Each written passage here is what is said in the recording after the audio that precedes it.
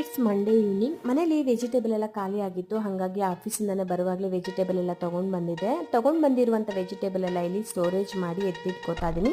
Night ಊಟಕ್ಕಂತ ಇಲ್ಲಿ ಸಿಂಪಲ್ಲಾಗಿ ಚಪಾತಿನ ಮಾಡಿಕೊಂಡು ಕ್ಯಾಪ್ಸಿಕಮ್ ಪಲ್ಯನ ಮಾಡ್ಕೋತಾ ಇದ್ದೀನಿ. ನಾರ್ಮಲಾಗಿ ಚಪಾತಿ ಮಾಡ್ಕೊಳೋಕ್ಕಿಂತನೂ ಚಪಾತಿ ಹಿಟ್ಟಿಗೆ ಕ್ಯಾರೆಟ್ ಮತ್ತು ಬೂದ್ಗುಂಬಳಕಾಯಿನ ರುಬ್ಬಿ ಸೇರಿಸ್ಕೊಂಡಿದ್ದೆ.